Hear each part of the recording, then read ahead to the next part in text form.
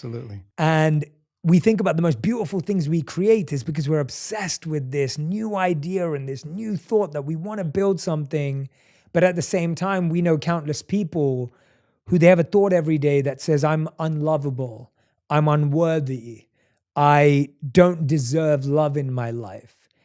If someone's having a negative, repetitive thought, specifically around self-worth, what they believe they deserve in love, where do they start with that thought? Well, we think primarily 90% of the time we think the same thoughts as we thought the day before. The challenge with that is the thought that you keep thinking over and over again becomes a belief. And nerve cells that fire together wire together. So the more nerve cells fire, the more they develop long-term relationships and the more hardwired they become. The more hardwired they become, the more automatic they are. The more automatic they are, the more unconscious they become. So the process of change really requires becoming conscious of your unconscious thoughts, which means just because you have that thought doesn't necessarily mean it's the truth. If you have that thought and you accept it, you believe it, you surrender to it without analyzing it, that thought will lead to the same choice, which will lead to the same behavior, which will create the same experience, which then will produce the same emotion. The same emotions then drive our very same thoughts. In time, our biology, our neurocircuitry, our neurochemistry, our hormones, and even our gene expression stays the same because we're the same. So in the process of change, when you come up against that unconscious belief and you make it conscious, most people get uncomfortable when they confront that thought. And they're stopping an automatic process. And the body, which has been conditioned to be the mind because it's doing something over and over again, that's a habit, is craving the experience because it wants the emotion associated with it, right? So the thought of being unworthy produces the feeling of being unworthy. That feeling then, when the person feels unworthy, tends to cause the person to think more unworthy thoughts. It only takes a thought and a feeling, an image of yourself and an emotion, a stimulus and response, and you can condition the body to memorize that behavior and that emotional state better than the conscious mind. So the moment we inhibit that thought or the moment we become conscious of it and we no longer accept it, there's a biological craving that takes place in the body because the body has been conditioned to be the mind. So the body starts influencing the mind to think more corresponding thoughts equal to that feeling. So here comes the assault. Then you're not only unworthy, you're everything else that goes along with that feeling. And this is where people have to make up their mind if they truly want to change. Because if you decide to confront that thought and make a different choice, get ready because you're going to feel uncomfortable. It's going to feel unfamiliar. And there's going to be some uncertainty because you're stepping out of familiar territory. You're stepping out of the known and you're stepping into the unknown. Now, this is really when you leave the bleachers and you get on the playing field because the brain immediately looks around in its environment to see if anything's changing because you're changing, and you see that nothing in your world is changing because you actually haven't fully changed yet. So the moment we look for evidence in our life and we don't see it, sooner or later, most people accept that thought, which leads to the same choice, which creates the same behavior, which creates the same experience, that produces the same feeling. Then they say, oh, this feels right to me. No, that feels familiar because you've just returned back to the known self. I think that when people truly want to make up their mind to change and they become so conscious of those unconscious thoughts, they would never go unconscious to them again. That's the moment the body is being reconditioned to a new mind. If you inhibit that choice, that leads to that habit or that behavior. A habit is when you've done something so many times, the body knows how to do it better than the brain. Now you're stopping the body from being on its automation, on autopilot. And if the body's craving the feeling of unworthiness and you're stopping the body from feeling that way, and you're aware in your life how you speak, you're aware in your life how you're feeling, and you're checking in, you're saying, do I really want to feel this way? This is that river of change where you're going from the old self to the new self. So it makes sense then. If those principles in biology work in that way, they could actually work in our favor. So if you said, okay, I'm going to sit down for a few minutes, I'm going to become so conscious of my unconscious self, my unconscious personality, that victory today would not be going unconscious to those thoughts behaviors and emotions. Okay, let me get so familiar with them that I don't go unconscious. Okay, I got that down. I Now, love that. what thoughts do I want to fire and wire in my brain? And if a belief is a thought that you keep thinking over and over again, with intention and with attention, you'll switch on that prefrontal cortex and assign meaning to the act and start installing new circuits in your brain. If you keep doing it over and over again, it becomes more hardwired, it becomes more automatic. And now you're installing a new belief that you are worthy of love, you are worthy of abundance, you are worthy to heal, whatever that is. That's the thought you do want to believe in. And when it matters the most is when it's the hardest. Because if you don't have the circuitry in place, you'll default back to the old programs, right? So then if you said, how am I going to be in my Zoom calls today? How am I going to be in traffic today? How am I going to be with my ex, my coworkers? And you started thinking about and rehearsing how you were going to act in certain situations. The brain actually doesn't know the difference between the real life experience and what you're imagining. The research on mental rehearsal shows that the brain will look like in time that it's already had the experience and it's vacant of the experience. Now, keep firing and wiring those circuits and you're going to begin to behave that way. So now you're installing circuitry now to use in your life to get your behaviors to match your intentions. If you said, how would it feel to feel worthy of love? How would it feel to be grateful for life? How would it feel to be worthy of abundance? And you said, I'm going to teach my body emotionally what this feels like before the manifestation of the event. You're not waiting for your life to change to feel worthy. You're actually changing your life by becoming worthy. You're generating abundance. You're generating love. You're creating an elevated emotion.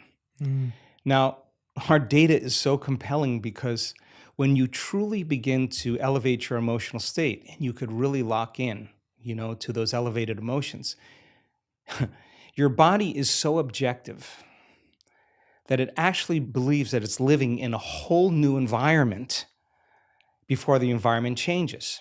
In other words, the body's believing it's in that new future. And if the environment signals the gene, and it does, and the end product of an experience in the environment is an emotion, you're actually signaling genes ahead of the environment, and your body will begin to become conditioned to a new mind. Now think about this. If you did that every day, the word meditation literally means become familiar with. You become familiar with your old self, you become familiar with your new self, and you say, I'm not getting up until I feel this feeling. And then you'd say, I want to be able to bring this feeling up whenever I want. I'm going to keep remembering this feeling over and over again. It only takes a thought and a feeling, an image of the future and emotion, a stimulus and response that you can condition your body to believe it's living in a whole new life. And when you feel the emotions of your future, something amazing happens. You're no longer in lack or separation, so you're no longer looking for the event to take away that feeling of lack or separation. Your body's actually believing it's in the event. And so then you're not looking for it. You feel like it's already happened. Get ready, because that's when your life begins to change.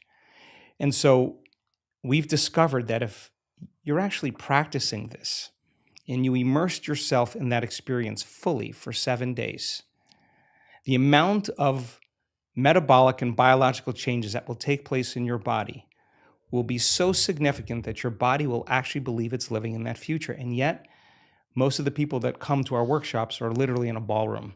There's nothing really exciting happening in the environment, but their body's believing they're living in a whole new life. And so one thought leads to a choice, which leads to a behavior, which creates an experience that produces an emotion. So then new information, new knowledge begins to cause you to think differently. If you can remember that knowledge and begin to make a different choice because you want to experience the truth of that information, you'll have to behave differently. And when the experience occurs and you feel the feeling of your abundance or wealth, I guarantee you, you're going to continue wanting to make the process of change something consistent in your life. This is why I love talking to you. I mean, that literally, you could just, what you just said there, I hope everyone listens to it again and again and again. And partly, I think there's something to be said for that. The best things that have rewired my brain and my mind were things that I repeated daily. I took something that I loved listening to or loved learning or reading a paragraph of a book, and I would literally just reprogram myself by giving that to my mind every single day. Yeah. And as I'm listening to you talk, I think there's a few really powerful things I wanted to pull out. When I lived as a monk and studied the Vedas, they would talk about thoughts in different modes. And there are three modes: the mode of ignorance, the mode of passion, and the mode of goodness. And there's a hierarchy to those thoughts.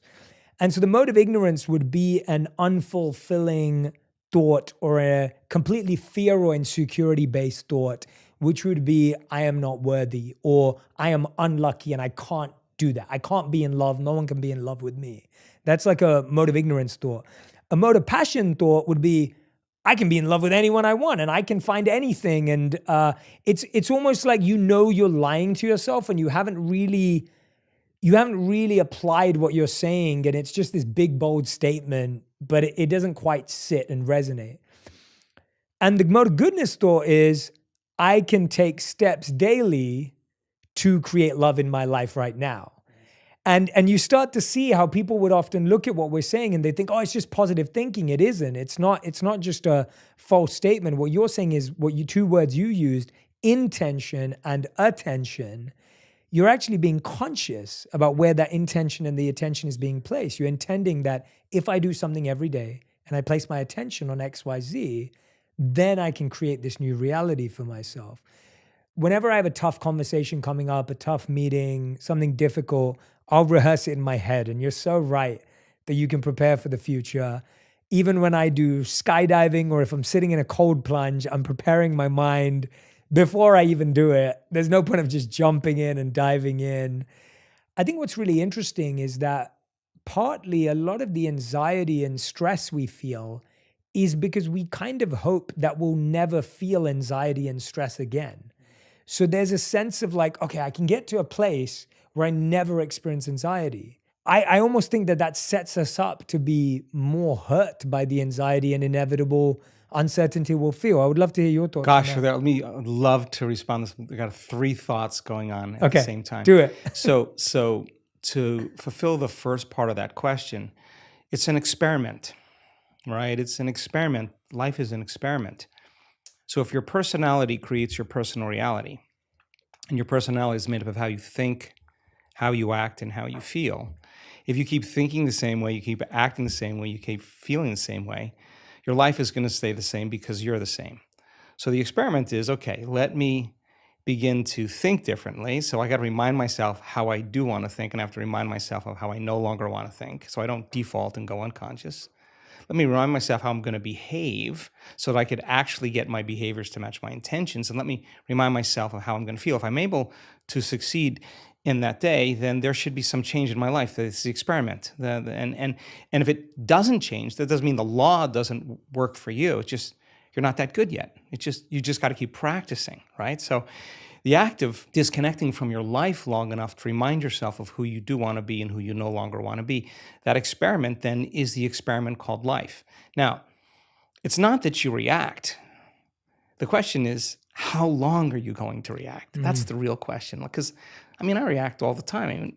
Everybody does. But if you're going to stay there and you're going to live in that emotional state, you will see life through that lens of that emotion, right? So now, it gets complicated because the stronger the emotion you feel towards certain people or problems in your life, the more you pay attention to them. And where you place your attention is where you place your energy. So from a purely biological as well as quantum state, we could say then you're using that person or that circumstance to reaffirm your dependence on feeling that emotion. So you have to hate your enemy. And if your enemy dies, you'll find another person to hate because that is the response, right? So the body is the animal. It's been conditioned a certain way, and if it's been doing something and feeling something for an extended period of time, there's a modification of its receptor sites. It's needing those emotional states.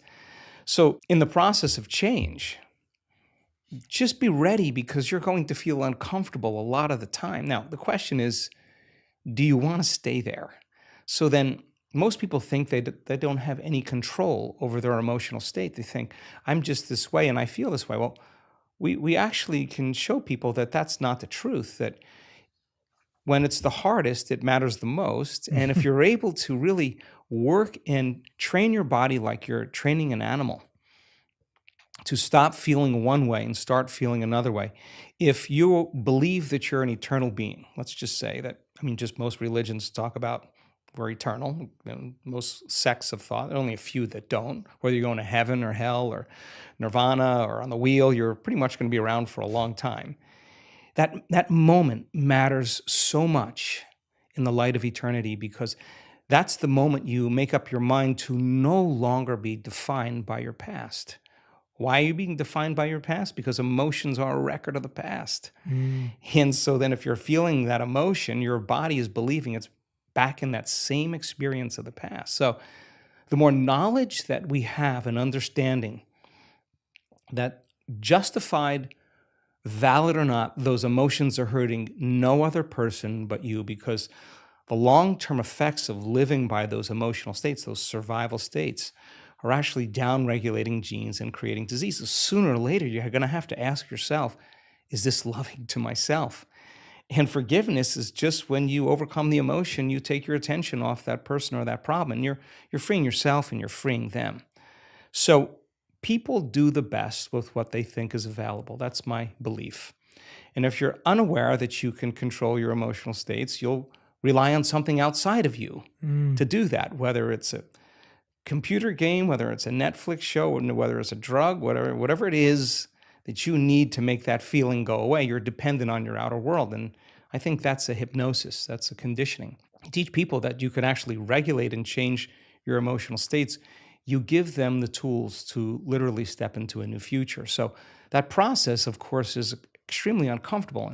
And the question is, how long are you going to stay in that emotional state? And 50% of the story that most people tell about that past experience isn't even the truth, because they're making things up, and they're doing that so that they can justify why they haven't changed since some past event. Most people reach a point in their life where they reach crisis or disease or diagnosis or loss or betrayal, where they finally go, gosh, it's time to change. I think change is an ongoing process, and the more we change, the more we should see evidence in our life. That makes it exciting. Yeah, and I think you're right that I've thought about this for a while, that I feel most people know that they want to change, and most people know what they want to change, but they still struggle to make a change. And so I found that we don't often have a values crisis, we have a habits crisis, because people don't know how to reprogram their habits, and they've started to assume that the way they feel is who they are. And I wonder how you think about this, because I think we're living at a time where what you just said is like, you either kind of find a way to numb your feelings, so you're turning towards something external to numb how you feel, or today we're being told, well, feel every feeling and emotion completely. And then often we don't kind of get to the reprogramming phase. So I guess, how do you know how long to take a feeling seriously, effectively, and assessing it before you kind of take action on it? Feelings and emotions are the end product of past experiences, and we can remember experiences better because we can remember how they feel. The stronger the emotion we have to some experience in our life, the more altered we are inside of us. The more the brain freezes a frame and takes a snapshot, and that's called a long-term memory. That image is being bossed neurologically in the brain. So then, what most people don't know is that every time they remember that event, that trauma, that betrayal, that loss, whatever it is, they're producing the same chemistry in their brain and body as if the event is occurring. So what happens over time is that conditioning process conditions the body to literally live in the past. So if a person is living by the same familiar feeling every single day, whether it's guilt or unworthiness or pain or suffering or victimization or depression or whatever it is, it's so important for them to come right up against that emotional state, because they're coming up against the known. The question fundamentally becomes, for that person, is it possible then to feel a different feeling? Now, if you cannot feel a different feeling other than the feeling that you're used to feeling, it should tell you volumes about that feeling, because it's going to influence your very same thoughts. So the research that we've done over and over again is that the only way you're actually going to reprogram your brain to work in your favor is you got to learn how to regulate your brain waves. And you know this, of course. Beta brainwave patterns are thinking brainwave patterns. It's the analytical mind, it's our critical facilities. We're in beta right now. We're aware of our bodies, we're aware of the environment, we're aware of time. The neocortex is switched on. It's what plugs us into three-dimensional reality. It's the seat of the autobiographical self. There's a lot